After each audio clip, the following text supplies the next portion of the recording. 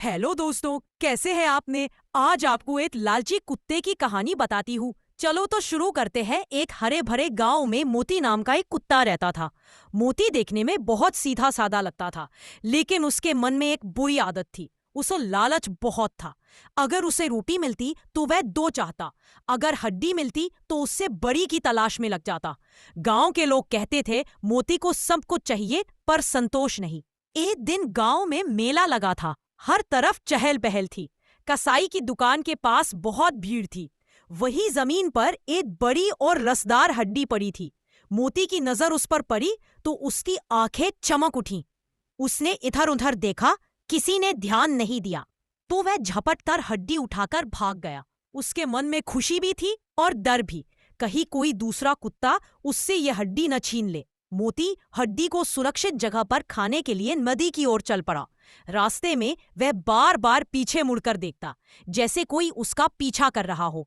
उसके मन में एक ही बात घूम रही थी, ये हड्डी सिर्फ मेरी है। नदी पर पहुंचते ही उसे एक पुराना लकड़ी का पुल पार करना था।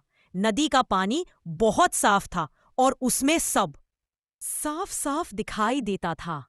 जैसे ही मोती पुल पर पहुंचा, उसने नीचे पानी में झांका।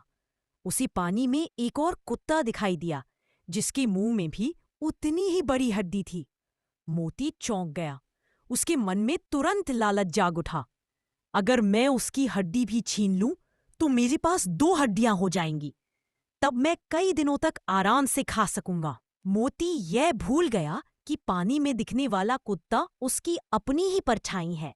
लालच में आकर उसने जोर से भौंकने के लिए मुंह खोला। जैसे ही उसने मुंह खोला, उसके मुंह की हड्डी सीधे नदी में गिर गई। पानी की तेज धार उसे बहा कर ले गई। उसी पल पानी में दिखने वाला कुत्ता और उसकी हड्डी भी गायब हो गई। मोती घबरा गया। वह इधर उधर देखने लगा। नदी के किनारे दौड़ा, लेकिन हड्डी कहीं दिखाई नहीं दी। अब उसे समझ आया कि वह कितना बड़ा मूर्ख था। जो हड्डी उसके पास थी, लालच के कारण वही भी चली गई। भूख, डर और पछतावे से उसकी आंखें भर आईं। थोड़ी देर बाद मोती नदी के किनारे चुपचाप बैठ गया। उसी गांव के बुजुर्गों की बातें याद आईं।